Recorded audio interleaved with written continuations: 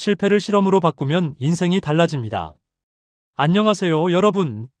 오늘은 구글 매니저 조용민 님이 세바시에서 들려준 정말 인상 깊은 이야기를 나눠보려고 합니다. 바로 실패에 대한 이야기인데요.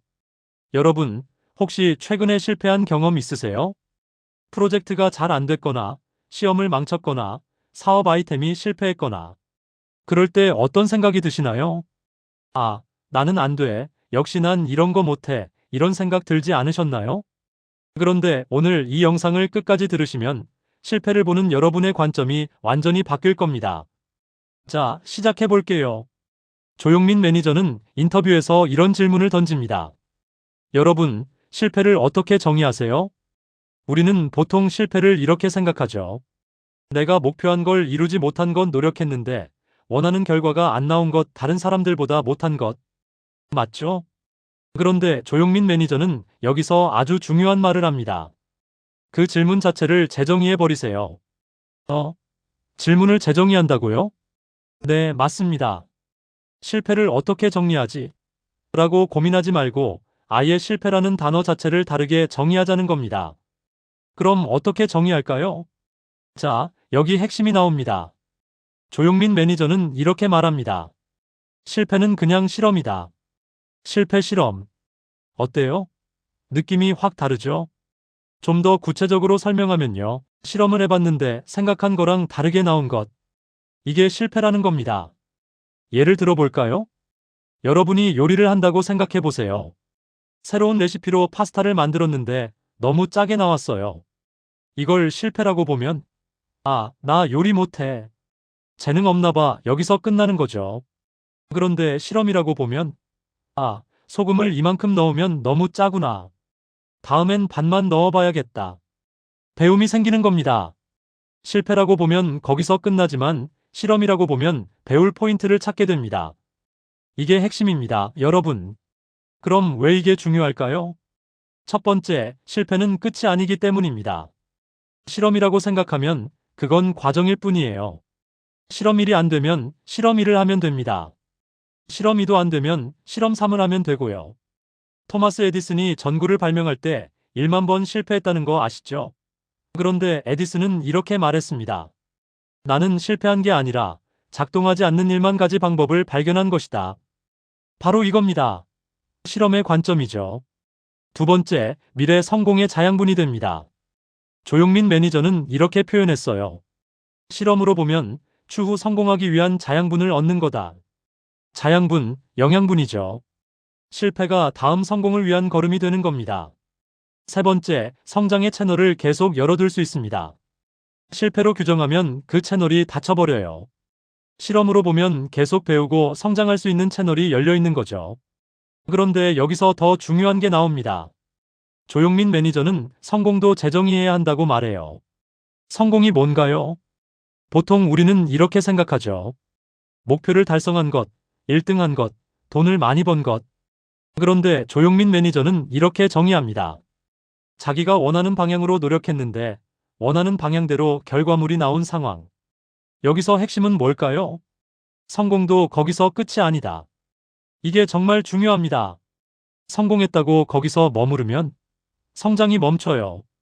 성공을 발판으로 다음을 준비하면 또 다른 가능성이 열립니다. 그러니까요, 여러분.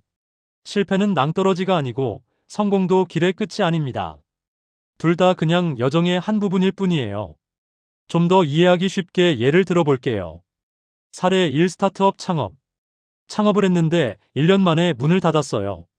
실패 관점 역시 난 사업 재능이 없어. 다신 안 해. 실험 관점 이 시장은 수요가 적구나. 고객들은 이런 기능보다 저런 기능을 원하는구나. 다음엔 마케팅을 이렇게 해봐야겠다. 어때요? 완전히 다르죠? 사례 2 구글 입사 도전. 3번 떨어졌어요. 실패 관점 나는 구글 수준이 안 돼 포기. 실험 관점 면접에서 이런 질문이 나오는구나. 내 약점은 이 부분이구나. 다음엔 이걸 보완해서 다시 도전해봐야지. 네 번째 합격. 실제로 조용민 매니저도 말했어요. 손 들고 질문하는 게 정말 싫었대요. 내 질문은 누군가 비슷한 질문을 하겠지라고 생각하며 피했다고요. 그런데 어느 날 용기 내서 컨퍼런스에서 질문을 했어요. 그게 인연이 되어서 그 발표자가 구글로 추천해줬고 지금 구글에서 일하고 계신 거예요. 만약 그때 난 원래 질문 못해라고 실패로 규정했다면 지금의 그는 없었겠죠. 자, 그럼 우리는 어떻게 해야 할까요? 실천 방법 1. 언어를 바꾸세요. 오늘부터 이렇게 말해보세요. X아, 실패했어. 오, 흥미로운 실험 결과네. X 나는 이거 못해. 오, 이 방법은 안 되는구나. 단어 하나 바꾸는 것만으로도 마인드가 바뀝니다. 실천 방법 2. 배운 점 3가지 찾기. 뭔가 잘 안 됐을 때 꼭 3가지를 찾아보세요. 이 실험에서 내가 배운 것 3가지는 1. 기. 3.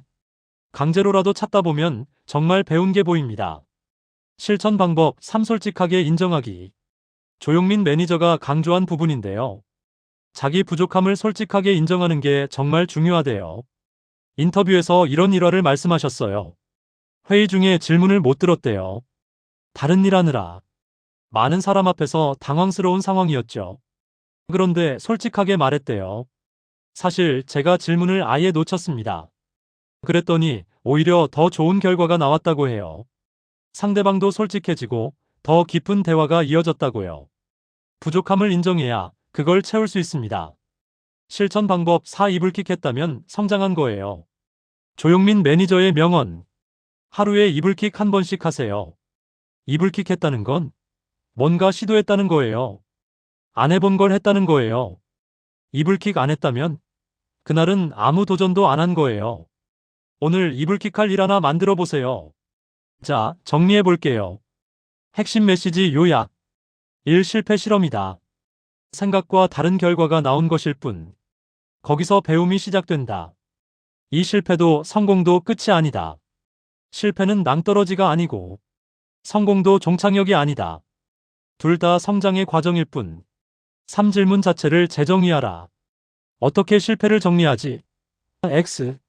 이 실험에서 뭘 배웠지? O. 4. 언어와 관점을 바꾸면 인생이 바뀐다. 여러분, 이거 아세요?